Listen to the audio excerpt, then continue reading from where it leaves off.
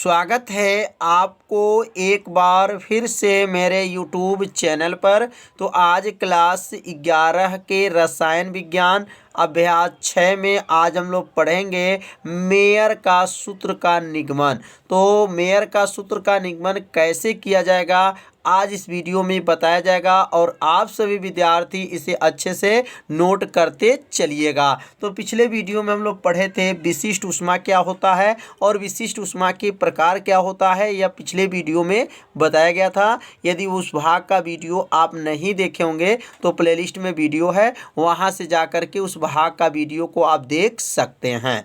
तो मेयर के सूत्र के निगमन करने से पहले जो है स्थिर दाब तथा आयतन पर कार्य क्या होता है पहले इनके बारे में समझ लेंगे, उसके बाद से जो है मेयर का सूत्र का निगमन किया जाएगा।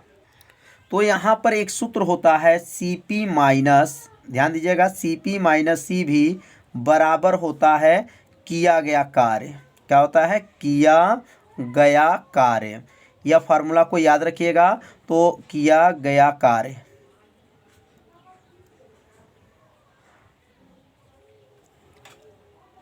तो अब यहाँ पे जो है Cp माइनस Cv बराबर लिखा गया किया गया कार्य। तो इसका मतलब क्या है?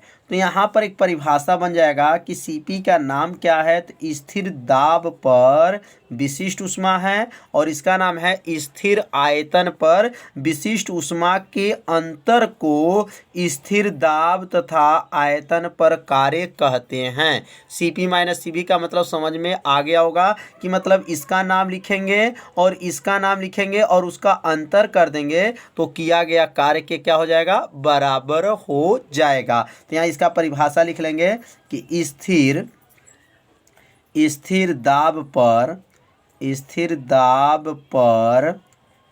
विशिष्ट ऊष्मा, स्थिर दाब पर कौन ऊष्मा? विशिष्ट ऊष्मा तथा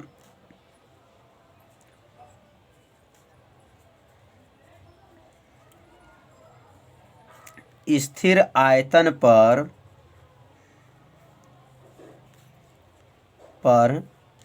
विशिष्ट ऊष्मा, स्थिर आयतन पर विशिष्ट ऊष्मा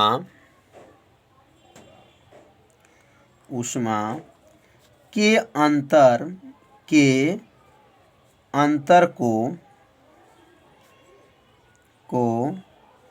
किया गया कार्य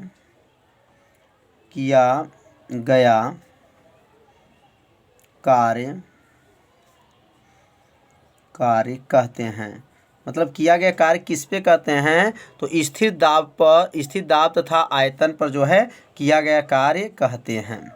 तो यहाँ चाहे तो यहाँ लिख भी सकते हैं कि स्थिर दाब तथा आयतन पर कार्य कहते हैं। तो समझ में आ गया होगा कैसे इसकी परिभाषा बोलेंगे। तो कहेंगे स्थिर दाब पर विशिष्ट ऊष्मा तथा स्थिर आयतन पर विशिष्ट ऊष्मा के अंतर को किया गया कार्य कहते हैं। यहाँ किस पर किया गया कार्य? तो स्थिर दाब तथा आयतन पर किया गया कार्य कहते हैं। तो पहले इसका परिभाषा को आप सभी विद्यार्थी पहले अपने कॉपी में क्या कीजिए, नोट कर लीजिए। जब ये सूत्र आपको याद रहेगा तो इसी सूत्र के सहायता से जो इसका परिभाषा भी बना लेंगे और मेयर का सूत्र का भी निगमन कर लेंगे। तो अब हम लोग पढ़ेंगे मेयर का सूत्र का निगमन। अब यहाँ हेडिंग नोट कर लेंगे, मेयर का सूत्र का निगमन। तो मेयर का सूत्र क्या होता है और उसका निगमन कैसे किया जाएगा? तो मेयर का सूत्र का निगमन, पहले इस सूत्र का इसका निगमन कर लिया जाए। मेयर ने क्या सूत्र बनाए थे? तो मेयर का सूत्र का निगमन नोट करने के बाद से अब यहाँ पे थोड़ा सा ध्यान दीजिए। तो मेयर के सूत्र निगमन करने से पहले आपको गैस समीकरण आपको याद होगा, जो गैस समीकरण पढ़ाया जा चुका है कि अबायल का नियम और चार्ल्स के नियम को जब संयुक्त किया जाता है तो गैस समीकरण बनता है। तो गैस समीकरण क्या होता है तो आप सभी विद्यार्थी जानते होंगे, जो यह पिछले पाठ में बताया गया था गैस समीकरण। तो गैस समीकरण का सूत्र होता है, गैस समीकरण क्या होता है? PV बराबर होता है RT होता है। क्या होता है? RT होता है। इसको समीकरण नंबर आप 1 मान लीजिए। ये गैस समीकरण का सूत्र है, पी भी बराबर क्या होता है, आर टी होता है। अब यदि 1 डिग्री सेल्सियस ताप बढ़ा दिया जाए, यदि ताप 1 डिग्री सेल्सियस बढ़ाने पर, यदि ताप कितना 1 डिग्री सेल्सियस बढ़ाने पर, 1 डिग्री सेल्सियस बढ़ाने पर, तो 1 डिग्री सेल्सियस अगर ताप बढ़ा देते हैं तो सूत्र क्या बनेगा, तो सूत्र बनेगा पी भी बराबर हो जाएगा आर हो जाएगा, और यहाँ टी जो देख रहे हैं T+1 हो जाएगा। मतलब इसमें टेम्परेचर जो है 1 डिग्री सेल्सियस को क्या किए हैं, बढ़ा दिए हैं। तो अब यहाँ पे जो बढ़ाएंगे तो यहाँ पे इसका आयतन जो है V1 है, और यहाँ पे इसका आयतन क्या हो जाएगा, V2 हो जाएगा। तो यह PV1 बराबर RT, मतलब ये गैस समीकरण ये प्रारंभिक अवस्था है, और प्रारंभिक अवस्था में जो है ये आयतन जो है क्या है, V1 है, और 1 डिग्री सेल्सियस बढ़ाने पर इसका जो आयतन क्या हो जा रहा है, V2 हो जा रहा है। तो ये समीकरण नंबर इसको क्या मान लेंगे, समीकरण नंबर इसको 2 मान लेंगे। अब ध्यान दीजिएगा, अब समीकरण 2 में से समीकरण 1 को क्या करेंगे, घटा देंगे। तो यहाँ लिखेंगे समीकरण 2 माइनस, समीकरण 2 माइनस कर लेंगे, और क्या करेंगे, समीकरण 1 को इसमें से क्या करेंगे, घटा देंगे समीकरण 1 से।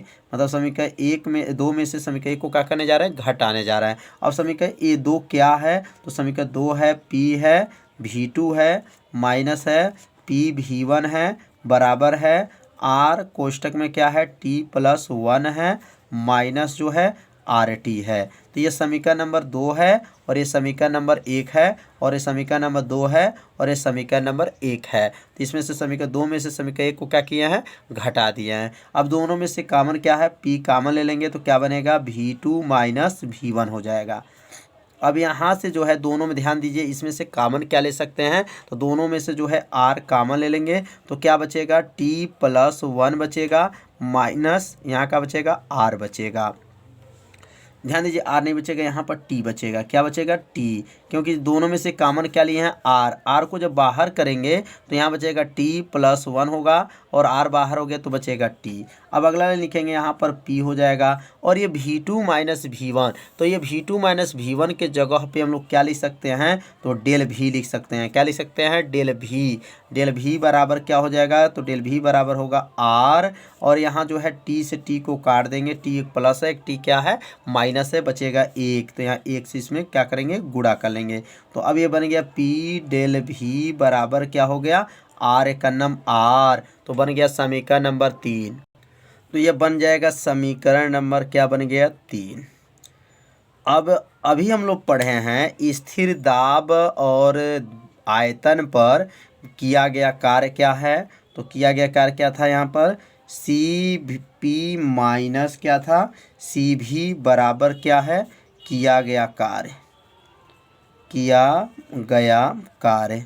तो किया गया कार्य यहाँ लिख लेंगे, क्योंकि अभी हम लोग पढ़े हैं कि CP माइनस CV बराबर होता है किया गया कार्य होता है। अब अगला लाइन जो लिखेंगे तो यहाँ क्या लिखेंगे, CP माइनस जो है CV बराबर जो है किया गया कार्य किससे दिखाएंगे, W से। और W बराबर जो है इसमें जो हम लोग पढ़े हैं W का सूत्र क्या होता है, तो W बराबर इसी पाठ में हम लोग पढ़े थे, P होता है और डेल V होता है। मतलब यह जो है पिछले जो है 2-4 भाग पिछले वीडियो में जब देखेंगे तो ये बताया गया था कि W कितने के बराबर होता है, तो P जो है डेल V के क्या होता है, P इंटू डेल V के गुणनफल के क्या होता है, बराबर होता है। मतलब ये W मतलब कार्य कितने के बराबर है, P डेल V के क्या है, गुणनफल के बराबर होता है। तो अब अगला लाइन लिखेंगे यहाँ पर CP माइनस CV बराबर किया गया कार्य की जगह क्या लिखेंगे, P और लिखेंगे डेल V। अब यहाँ ध्यान दीजिए P डेल V का मान निकल चुका है। P डेल V का मान क्या है, R है। ध्यान दीजिए P डेल V का मान क्या, R है। तो इस समीकरण 3 है, तो यहाँ लिख सकते हैं समीकरण 3 का मान रखने पर, समीकरण 3 का मान रखने पर, समीकरण 3 का मान रखने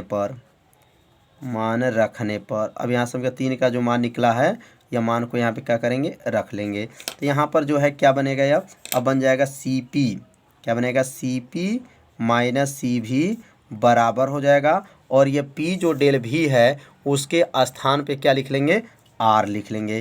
तो यह जो सूत्र बन गया यह किसका सूत्र बन गया, मेयर का सूत्र बन गया। तो मेयर का सूत्र क्या है, CP माइनस CV बराबर क्या होता है, R होता है। नीचे लिख लेंगे यही मेयर का सूत्र है, यही क्या है, मेयर का सूत्र है, मेयर का सूत्र है। तो मेयर का सूत्र का निगमन भी समझ में आ गया होगा, मेयर का सूत्र का निगमन है। तो मेयर का सूत्र है, यहाँ पे मेयर का सूत्र है लिख लीजिएगा। तो समझ में आ गया होगा कि मेयर का सूत्र का निगमन कैसे किया गया है। तो एक एक लाइन जो है ऊपर से आप सभी विद्यार्थी अपने कॉपी में पहले नोट कीजिएगा, नोट करने के बाद इसको एक बार रिवीजन कीजिएगा, जिससे आपको अच्छे से समझ में आ जाएगा। तो यहाँ पे बस थोड़ा सा ध्यान दीजिएगा, किया गया कार्य जो है P डेल V के क्या होता है, बराबर होता है गुणनफल के। और यहाँ जो है यहाँ W को हटा देंगे, P गुणे डेल V लिखेंगे और P डेल V के स्थान पर क्या लिख सकते हैं, R, क्योंकि संख्या 3 में जो है यहाँ पे सीधे करके बताया गया है। तो CP माइनस CV बराबर क्या हो गया, R आ गया। और यह सूत्र किनका है, तो मेयर का सूत्र है। तो आज का वीडियो कैसा था, आप सभी विद्यार्थी जरूर कमेंट कीजिएगा, वीडियो को लाइक कर दीजिए और चैनल पर यदि आप पहली बार आए होंगे तो चैनल को सब्सक्राइब भी कर लीजिए। और वीडियो को ज़्यादा से ज़्यादा अपने सभी विद्यार्थियों के पास इसे शेयर जरूर कर दीजिए। तो मिलते हैं अब अगले भाग में, तब तक के लिए सभी विद्यार्थियों को नमस्कार।